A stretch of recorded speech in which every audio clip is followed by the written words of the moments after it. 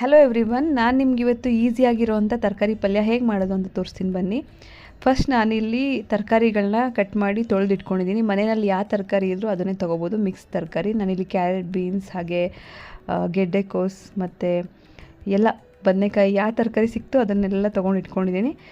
ಇನ್ನು ನೆನೆಸಿಟ್ಕೊಂಡಿರೋ ಕಾಳು ತೊಗೊಂಡಿದ್ದೀನಿ. ಇವತ್ತು ಮಾಡ್ತೀವಿ ಪಲ್ಯನ ಅಂದರೆ ಹಿಂದಿನ ದಿನ ನೆನೆಸಿಟ್ಕೊಂಡ್ರೆ ಚೆನ್ನಾಗಿರುತ್ತೆ. ಅದು ಯಾವ್ದಾದ್ರು ತೊಗೋಬೋದು, ಹೆಸರು ಕಾಳು, ಕಡಲೆಕಾಳು, ಹಾಗೆ ಅಲಸಂಡೆ ಕಾಳು ಯಾವ್ದಾದ್ರು ಸರಿ. ಕಾಳನ್ನ ಹಿಂದಿನ ದಿನ ನೆನೆಸಿ ಮಾಡಿದ್ರೆ ಚೆನ್ನಾಗಿರುತ್ತೆ.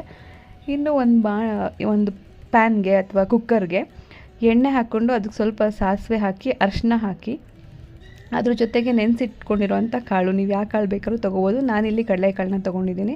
ಸ್ವಲ್ಪ ಕರ್ಬೇವಿನ ಸೊಪ್ಪು ಹಾಕಿ ಚೆನ್ನಾಗಿ ಫ್ರೈ ಮಾಡ್ಕೊಳ್ಳಿ, ಹಸಿ ವಾಸನೆ ಹೋಗೋ ಥರ. ಹೆಚ್ಚಿಟ್ಕೊಂಡಿರೋವಂಥ ಈರುಳ್ಳಿ ಹಾಗೆ ಟೊಮೊಟೊ, ಸ್ವಲ್ಪ ಉಪ್ಪು ಹಾಕಿ ಚೆನ್ನಾಗಿ ಫ್ರೈ ಮಾಡ್ಕೊಳ್ಳಿ. ಸಾಂಬಾರಲ್ಲಿ ತರಕಾರಿಗಳನ್ನ ತಿನ್ನೋದಕ್ಕೆ ಅಷ್ಟೊಂದು ಇಷ್ಟ ಆಗಲ್ಲ, ಅದಕ್ಕೆ ಈ ಥರ ಪಲ್ಯಗಳು ಮಾಡಿಕೊಂಡ್ರೆ ರೊಟ್ಟಿಗೆ, ಚಪಾತಿಗೆ ಎಲ್ಲ ಚೆನ್ನಾಗಿರುತ್ತೆ. ದೋಸೆಗೂ ಕೂಡ ಮಾಡ್ಕೊಂಡು ತಿನ್ಬೋದು. ಸೊ ಈಸಿಯಾಗಿರೋ ರೆಸಿಪಿ, ನೀವು ಕೂಡ ಟ್ರೈ ಮಾಡಿ. ಇನ್ನು ನೆಕ್ಸ್ಟ್ ಇದಕ್ಕೆ ನಾನಿಲ್ಲಿ ಧನಿಯಾ ಪುಡಿ ಹಾಗೆ ಖಾರದ ಪುಡಿ ಹಾಕ್ಕೊಂಡು ಸ್ವಲ್ಪ ನೀರು ಹಾಕಿ, ಅದಕ್ಕೊಂದು ಸ್ವಲ್ಪ ಕಾಯಿ ತುರಿ ಹಾಕಿ 1 ವಿಷಲ್ ಹಾಕ್ಸ್ತೀನಿ. ಸೊ ತುಂಬ ಚೆನ್ನಾಗಿರೋವಂಥ ಪಲ್ಯ ರೆಡಿಯಾಗಿರುತ್ತೆ. ಒಂದು ಸ್ವಲ್ಪ ಕೊತ್ತಂಬರಿ ಸೊಪ್ಪು ಹಾಕಿದ್ರೆ ಮುಗೀತು. ಜಸ್ಟ್ 1 ವಿಷಲ್ ಹಾಕ್ಸಿದ್ರೆ ಚೆನ್ನಾಗಿ ಇರೋವಂಥ ಪಲ್ಯ ರೆಡಿ ಆಗುತ್ತೆ. ನೀವು ಕೂಡ ಟ್ರೈ ಮಾಡಿ, ಹೇಗಿತ್ತು ಅಂತ ಕಮೆಂಟಲ್ಲಿ ಕಮೆಂಟ್ ಹಾಕಿ. ತುಂಬ ದಿನಗಳಾದಮೇಲೆ ನಾನು ವೀಡಿಯೋಸ್ನ ಅಪ್ಲೋಡ್ ಮಾಡ್ತಾಯಿದ್ದೀನಿ. ಅದು ಇದು ಕುಕ್ಕಿಂಗ್ ವ್ಲಾಗ್ಸ್ನೆಲ್ಲ ಮಾಡೋಣ ಅಂಥೇಳಿ ವೀಡಿಯೋಸ್ನ ಮಾಡ್ಕೊಂಡಿರ್ತೀನಿ.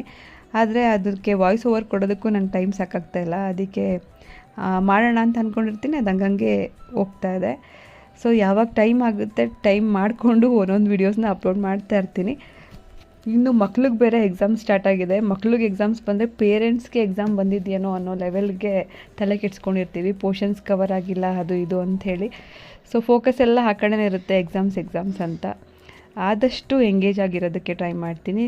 ತುಂಬ ಜನ ಸಪೋರ್ಟ್ ಮಾಡ್ತಾಯಿದ್ದೀರಾ, ಹೀಗೆ ಸಪೋರ್ಟ್ ಮಾಡಿ. Thank you for watching.